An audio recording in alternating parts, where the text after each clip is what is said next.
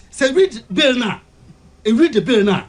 The bill says that the object of this bill, the memorandum accompanying the bill, the object of this bill is that there are gaps within the judicial system, the judicial setup, and this is intended to fill the gaps, and that the object of the bill is intended to fill the gaps by establishing these regional tribunals and district tribunals, when clearly the Constitution provides there in the determination of where a regional tribunal is established, that is within the remit of the Chief Justice. I mean, you take it from all sides. As Ayine has summed it up. You take it from all sides. It is unconstitutional. The motivation is not any filling of any gap which is in the judicial system. It's all intended to fulfill the promise that, look, NDC lawyers be prepared and get to the bench. When he came, he has appointed as many as over 110 judges, and that we are using the tribunal route to also to get more NDC people there and get more NDC laymen, so that then we will say that we have taken full control, full charge over the judicial system. That is the motivation, nothing more. Mesha bill na one more passing the MP waha. I'm not sure if this is the bill before. I don't know if we're the same as the one after the passage, because consideration stage means amendments that I'm not. But given this, the memorandum need the answer. Memorandum of accompanying the bill, no, Chairman General, was signed on May 15. May 15, May 15. It's instructive. Sadano a day of mutiny. And chair this year, so I'm saying another idea. Chief Justice Tokonomi Kaiser suspension warrant no se mudio. It was also signed on May 15.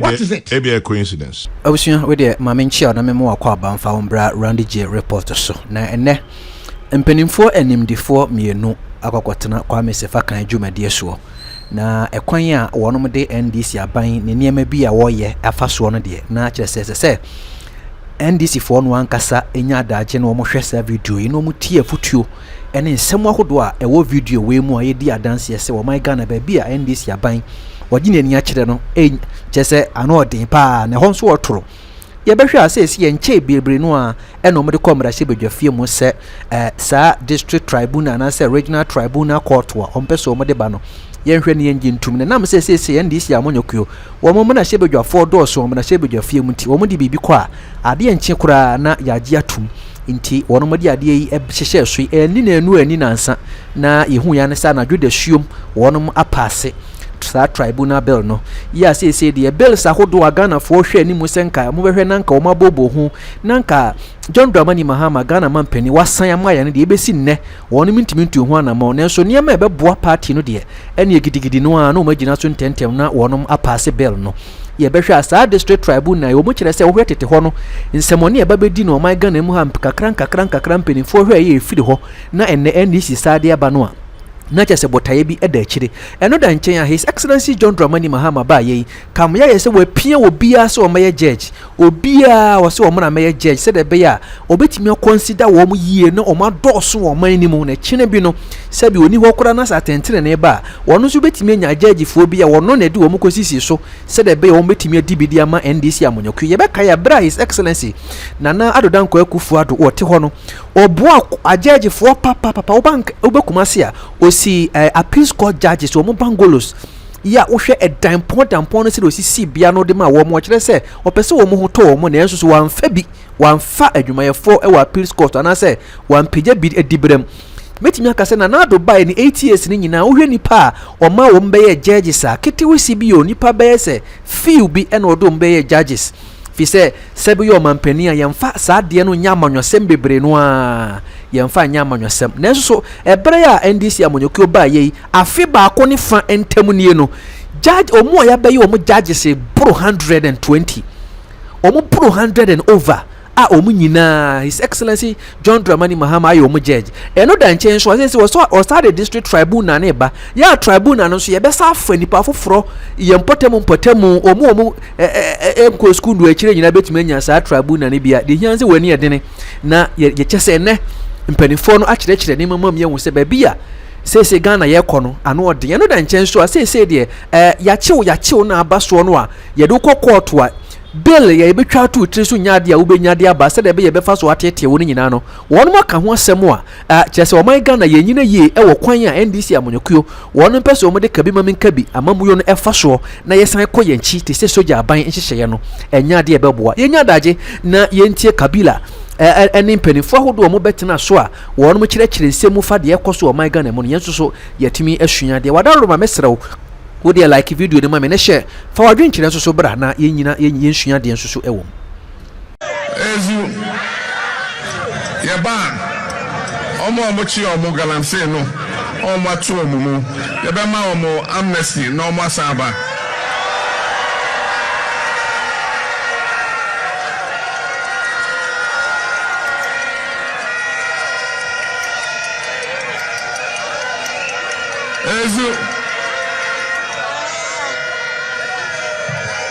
Lojidi se emrebia omo fomye omo enu omo ho enti yebe yi omo na yama omo another chance say na hwehwemu adana di say PNDC law 42 na establish the tribunal system no nyama na omo ye ni bebre adanse wo se na emfa mra kwan so na nyamra na omo di ye adwuma enti omo bo modia say omo create something almost something like challenging a middle ground no and almost the regional tribunal say what article 142 now one didn't to me what 143 now and what no our constitution by consultative assembly so committee of experts the year jumano and I know in fear p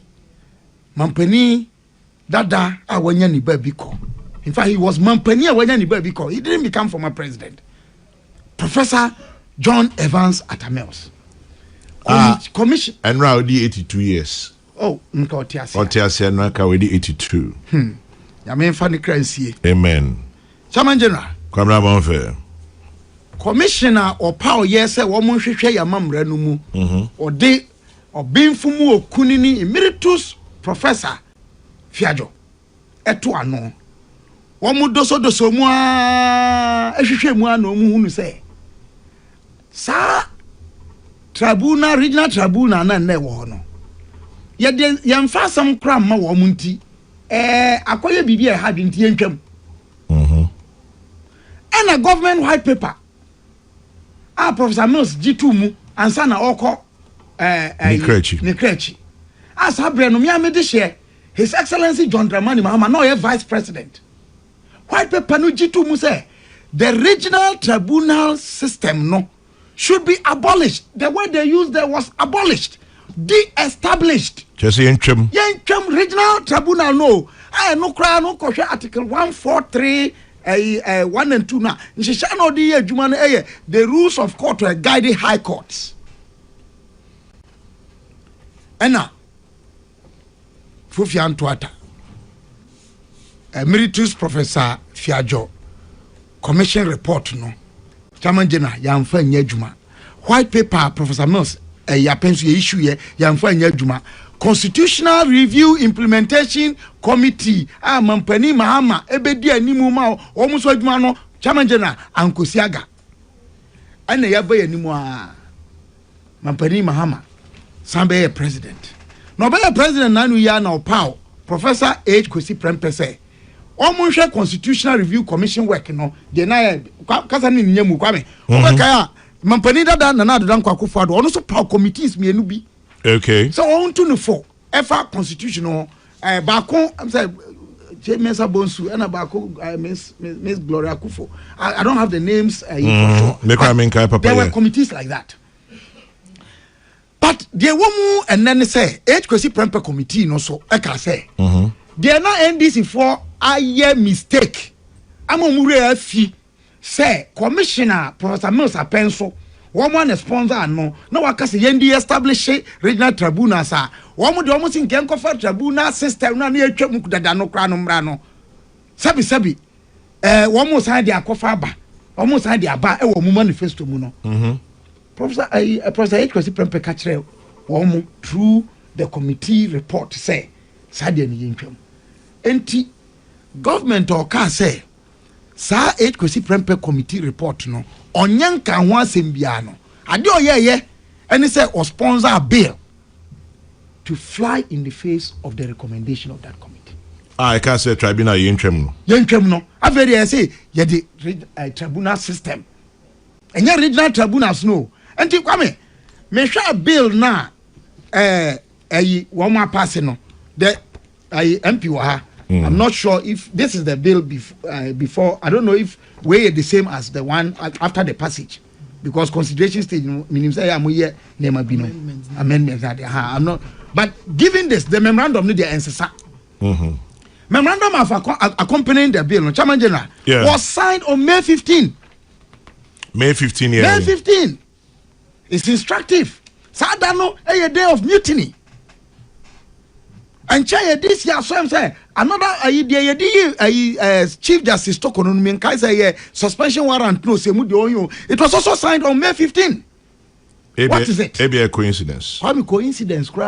You see, my former boss Herbert Mensah, Adibia utu me for or the chair me or say event be a program be a we biano. Look for a date that will carry the event. Okay. And to me say obi a me interactive ya obenwu say may ye be program be biano. I look for certain dates. I be carry the message I me put across.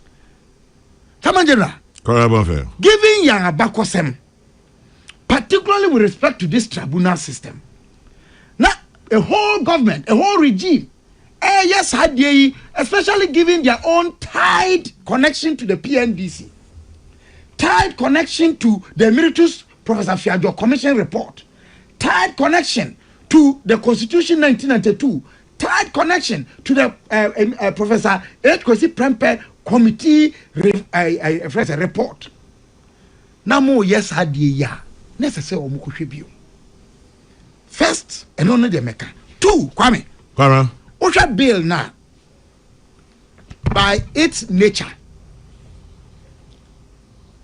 Adia eye pa ne say amended Article 142, 143 and Article 19 of the 1992 Constitution. But it doesn't say so. It is a problem. But so one can say no kwan and a problem and can hardly. Samajana, so o amended entrenched and non-entrenched provisions of the Constitution. Constitution maya kwanchre Article 290 and 291. 291 on non-entrenched provision it say over publish a bill no in two separate gazettes where one penny you publish here. So a problem. Article 19 say 142, 143 non-entrenched. Article 19 they are entrenched. And they are no parliament won't mean now honorable when you are Mr. Remo. Won't mean amend Article 19, particularly giving clause 18 of this bill. Panya ye faso e de convicted nipa on criminal matters. Enti e ho so Chairman General mene bill e ya adwene a enye na over bill no mu a ono ankasa ne kasa no. They create what they call a lacuna without telling us what lacuna it is. Just bibia enni ho ana bibia constitution nanka. Now okay bill na ankasa ade na almost a lacuna no. They admit in the bill that it is there.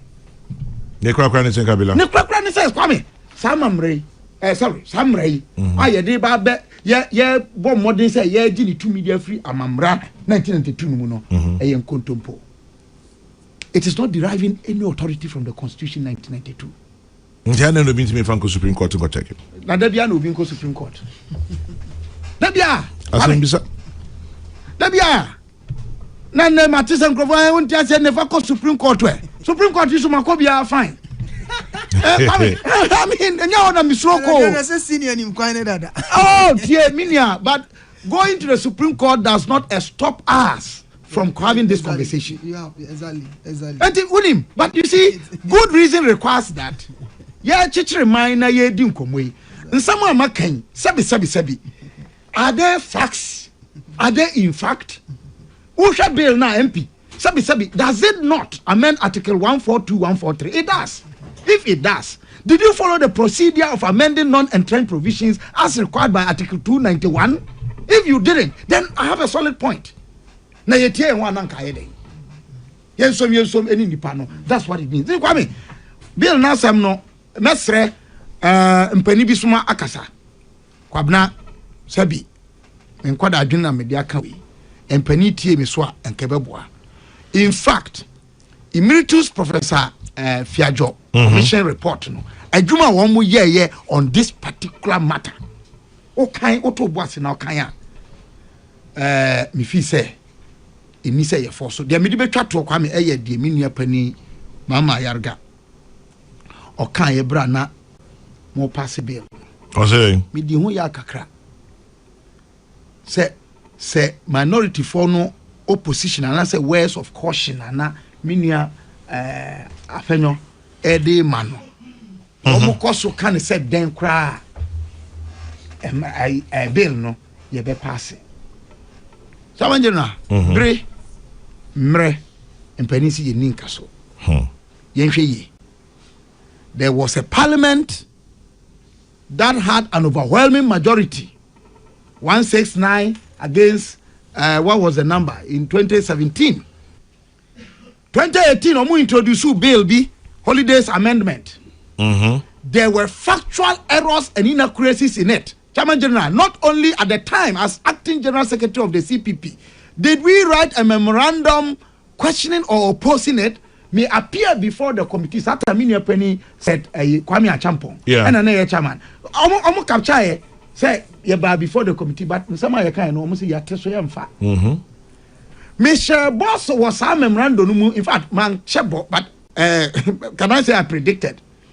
So they will use or they may use their high numbers to pass the bill into being. But its celebration outside the Chamber of Parliament will be a difficulty. And then, Kwame, August 4, is it still on our books as Founders Day? No. You see? Now, prophet is not without honor, except in his own hometown. Mesre Minuanom, especially Mampani, His Excellency, Mama. Ona Oma or government sponsors our bill. Mesre majority leader. Minua Penny Mama Yarga. Mefa me de befa minua kuma MP oteaso. Chairman General, aboa no say maka nso menwie. Ena mpani so say ache na muye esini abebuo nyina de. Ye sunson ye ho kakra. Ni etie de me nana JA Brahma Sabre no kabachewura. All secondly the motion of destiny or the catch Ghana for say to me na ya prince ye bedi ye ho so no ade here be man kunima ba ye potokasa mu restraint ahosheso abenza nde nche odi press fu de ko nsu hu okay wo friend press conference the nsu kufuado wa nsu ada coffee ada tea mende otutota galamse no wia we zika 8.4 million da won fonko oye Ghana water mo fonko na nsuna galamse frozen won ye ni yin abentan wo fa do kam there asoja fu mpemfo se ya ba be ma be yi mu nyina di oye your tenure is coterminous. Your tenure as soldiers was coterminous with that of the government. Mawababe musuma soldier for the very top. Opamunya mayekese kwame. It wasn't a wine. So oya dadawa na down oba. Soldier for the nchewo nyimiden the longer they stay on duty. And the wotumna wadinya nyansa sonkum wadebo woman. Nso yakoto abawe mo yiwo nyina edi.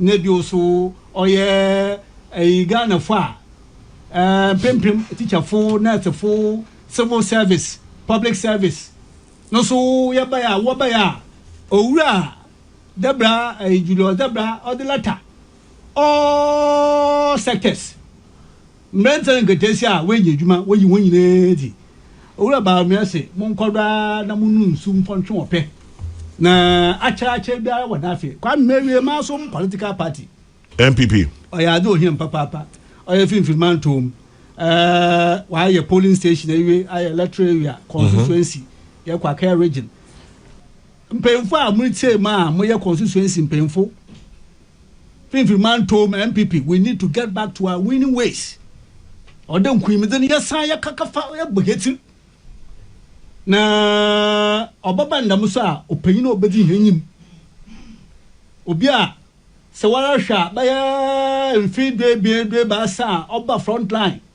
ejuma wa ye abinyina he's with you in the constituencies na nkasa won fa bi mfisoro mbampo na nkasa no resources of the boa oyo defo oyo grassroots man adamin hanyina ya bohe chidoma get back to our winning ways. Now, more time next week, and then I end on this matter and I come to Oye tribunals. I constituency chairman Bia Kwame Otini o develop a futu. Maybe regional secretary 2005. One constituency every week I drove from Cape Coast to that constituency a futu. Kwame. Na en some way futun on some kakaba. And you saw that the constituency was coming up. In the 2012, I pay marking yara. 2012 when Mercia all the acquired primaries. The opposition was so taken there. I wrote to the electoral commission.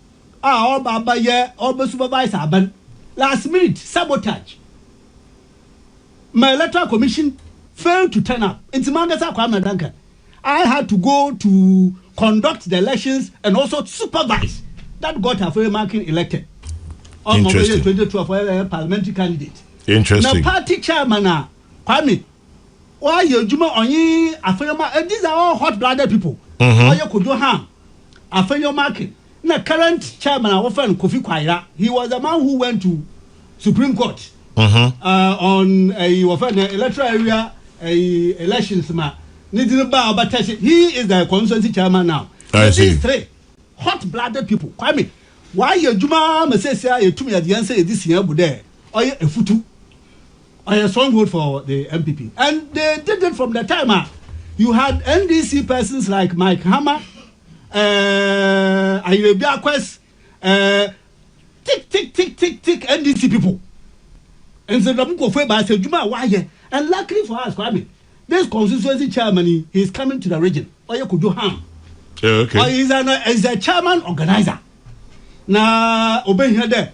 Party yina yadi ham hodun, but see the mpemfo being which so that MPP in the central region will get back to our winning ways. Kwame Dasi. The amamkwai na answer na says here area was in Mamankwa Hamano na membra. Aye. Maba yebetchedo Ora Kwame Anyimedu entry a ranking member Parliament Constitutional Legal and Parliamentary Affairs Committee was actually in Mashebegini Asante Achim Central. Opinion wacha no pay. Good morning, General. Mpacho boko de. You are the Monpai boy, yeah, Danyamiase. Mpacho to Tribunal asemi moko pay mo committee meeting no. Na etisen munya na moye mo adwene se at the part yan from bra plenary yan mekan yan fan konanim. Anya no correct. Anya no correct. Anya no correct. On the report to start by say it was unanimous. On the floor of the house. Before crossing the floor of the house, now be second reading. Side had objected to this bill in total. There are how can seven more yaman no crab be any bill. In the bill, this is my 31st year as I follow me to the bar. Then in the bill, you insert say we are going to do day-to-day hearing when a matter comes so far as public tribunals are concerned. Then you insert that there is no interlocutory appeal. We had objected from the unconstitutionality of the bill, the history giving us bad whatever, we have been consistent. When we went to the floor of the House, I spoke last. When at my side, 5 people spoke. All of us, the 5, I spoke on behalf of the leadership. All of us said that this is not a good bill. It must not be brought. We argued on unconstitutionality of the bill. We argued on the fact that they said, if you are looking at Article 106, what is the mischief that this bill is going to cure? And the only thing that the Attorney General told us is that there are backlogs of cases. And we said that, look, the Chief Justice can create specialized courts and whatnot. So this could be done. Under President Akufo-Addo, more courts were built without... sorry.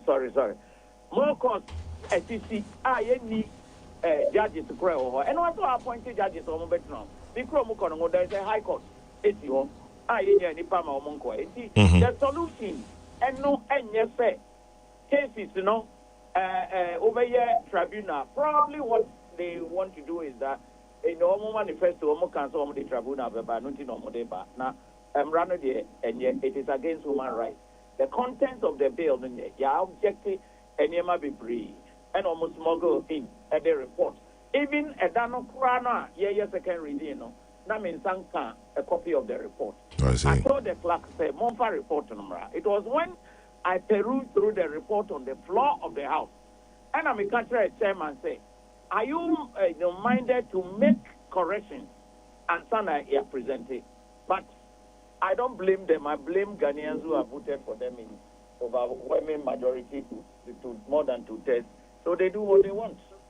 Enti muko committee no munyina muka se tia Billy. Honestly, all our sides, no one supported this bill. Enti adenti yenya report say as a munyina mu for aso ansa na eba plena. Wrong report. Just because they want to chairman, just because they want to work their way through. A wrong report. It is wrong. We never, from A to Z, we had objected to this bill.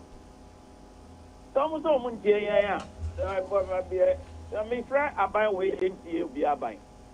the good to a argument now, Ayeka insisted, we pass this bill today.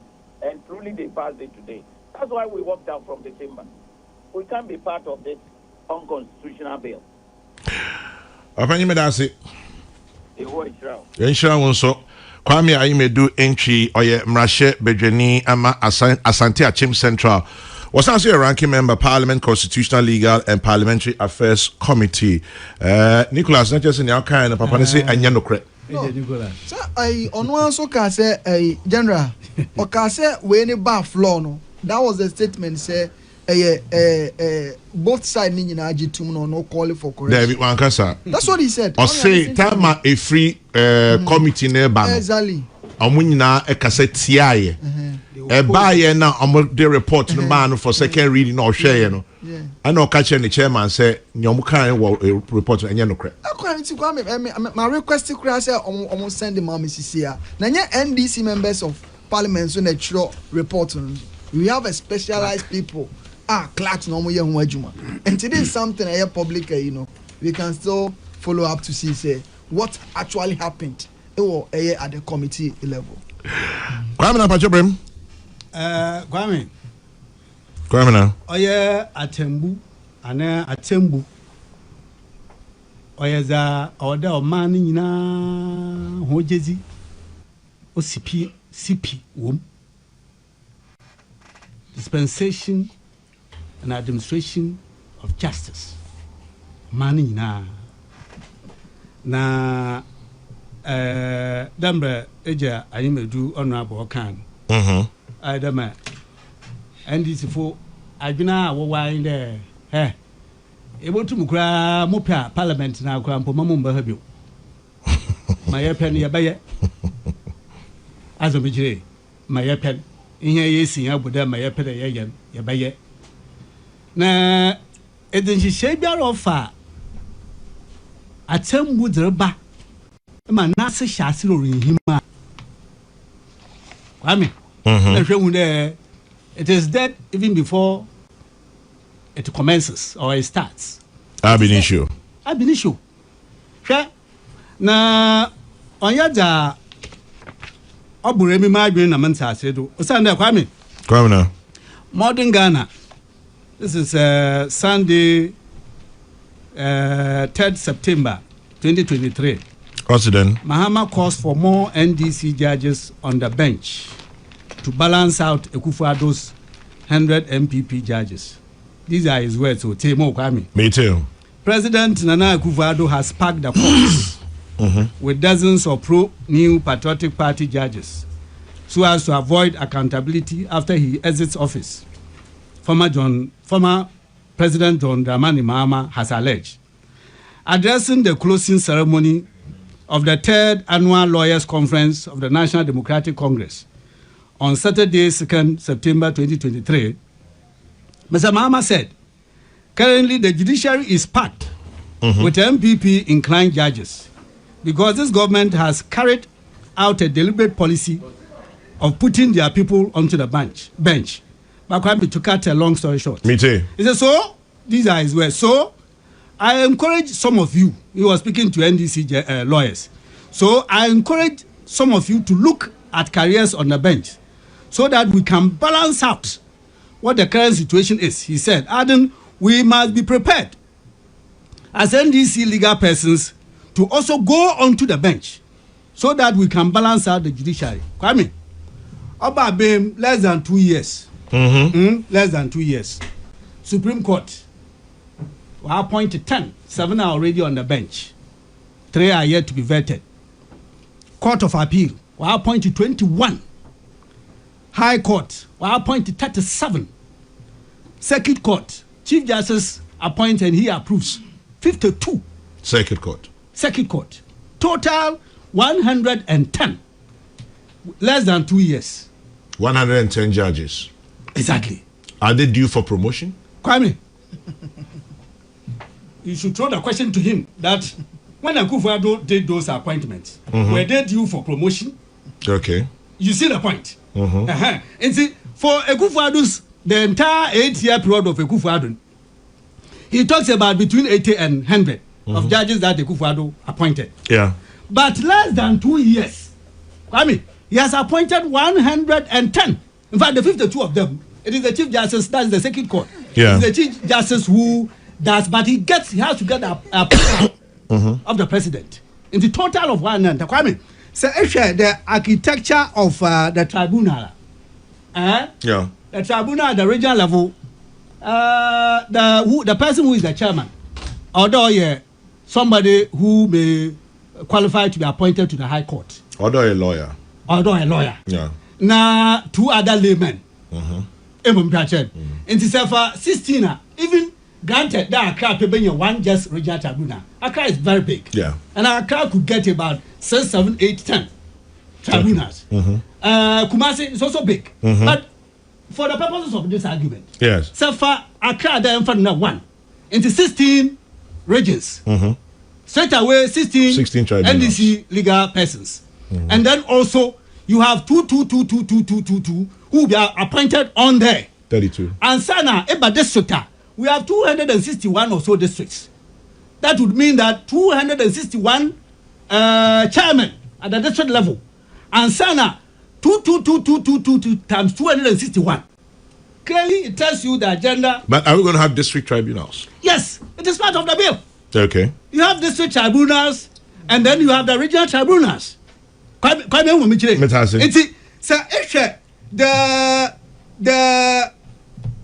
angle or your opinion or position, okay.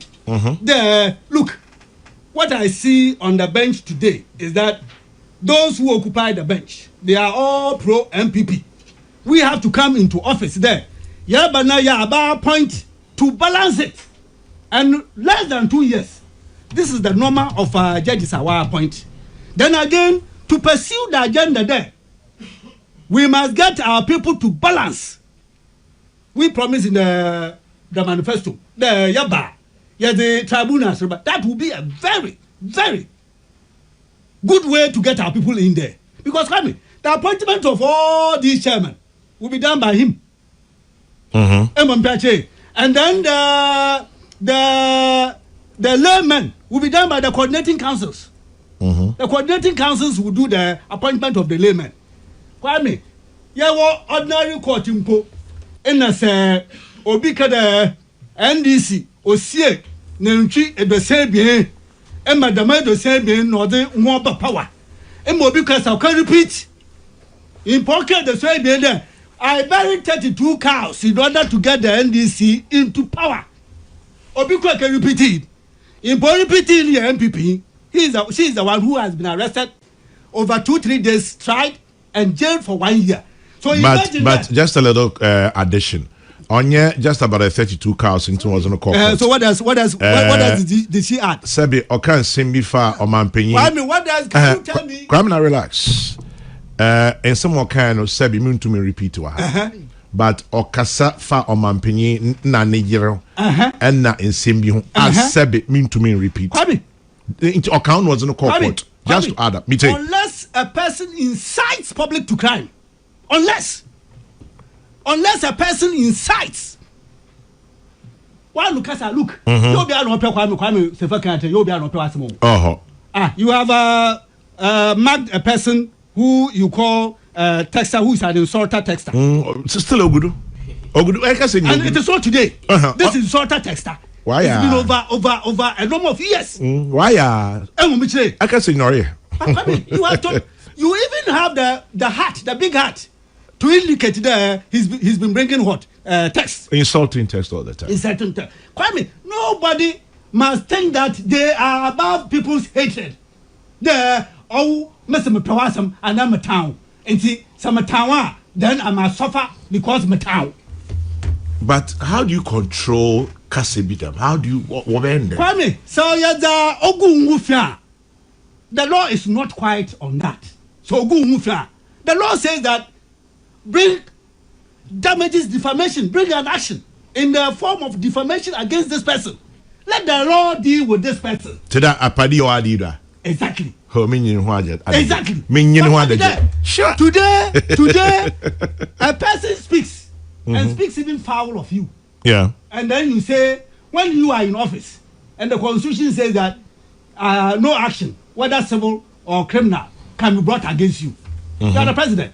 You have been given that buffer around you. Nobody, once you are in office, per the constitutional provisions, but tomorrow any action, whether criminal or civil, against you. So, on the reciprocity, I can't see how Obiba can sebio fetch a more woman in her. Let's say, why some are rubber, and therefore, when you go to Friday, no matter what, I have given a certain caveat there. So you are all incite the public to crime, to commit crime. That one, the society cannot look on. But there, Kwame, my customer, on found your day, my shawaruba, my can I could be some cry told her. The law gives you a remedy. Go to the court and get the court to deal with this person in the criminal way. But this is the president. But the I don't hear I when one set of Ghanaians, when they do that, Kwame, and what they are there, when you are called Kejinam Benanyim, no one will put you. But you have another set of Ghanaians, sir. Why are the same thing? And this law, with this with one set, does not recognize to deal with this other set. That is the justice we have. And then you are now looking to the introduction of tribunal, Mahama kangaroo tribunals. But Kwame, I bet you I don't know. Obiba Kade, are your manifesto promise fulfilled? I want one manifesto. Ghana fute demazi. No, two abamo one. Enti Sisiano. Ghana na amo untumi. Enti what share bon on an worry. That's why Ayine do say that they cannot be blamed. It is us. Ayine do jang in kase says I say here na yam ho de mutumin. Madam nti what yam worry. Ana mo ba hwe. I mean, nna so say na mo hwe TikTok. Maame bia maame no was onu oye MPP oye kremoyi maame. Na ne ba ye NDC. Na wade camera kesi no do. Na wasa onka abrebo ma asam kakra. As a man to Munkasa one bachelor, and Kobama many one bachelor. And you could see that this is a very remote local person. As a Miche. Yes. They are so sensitive to what is happening today. The a man says I want me says why is slow? It's slow. It's slow because Saka baby fa or man paying or to do one. Why can Mobutu Seseku? Why can Idi Amin? Why me can I some say Sarah? In the Martin Chu, no, I bet you no one want to fiade. And you think that we will be safer with the introduction of NDC Mahama Kangaroo Tribunals? These are Mahama Kangaroo Tribunals. To get NDC persons that he has shot in opposition there, you must be prepared to get to the bench.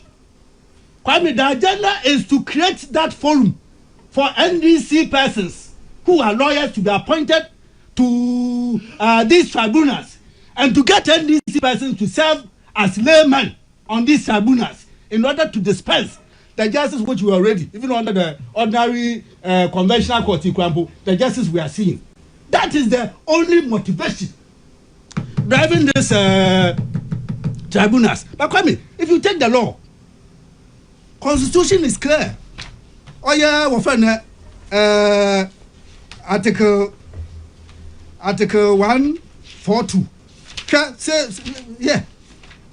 When he Article 142. When he said, there shall be established in each region of Ghana such regional tribunals as the Chief Justice may determine. But if you look into the bill, or now the law, Parliament now purports to establish the regional tribunal. That is what is in the law today. Now, maybe it's not been assented to. So it's still... It's not a law. Yes, it's not been assented to. So it's still a bill. Constitution gives that authority to the Chief Justice. It says that there shall be established. The Constitution itself establishes the regional tribunals. And then it says, as the Chief Justice may determine. But say read the bill now. Read the bill now. The bill says that the object of this bill, the memorandum accompanying the bill, the object of this bill is that there are gaps within the judicial system, the judicial setup, and this is intended to fill the gaps. And that the object of the bill is intended to fill the gaps by establishing these regional tribunals and district tribunals. When clearly the Constitution provides there in the determination of where a regional tribunal is established, that is within the remit of the Chief Justice. Chief Justice. I mean, you take it from all sides. As Ayine has summed it up. You take it from all sides. It is unconstitutional. The motivation is not any filling of any gap which is in the judicial system. It's all intended to fulfill the promise that, look, NDC lawyers be prepared and get to the bench.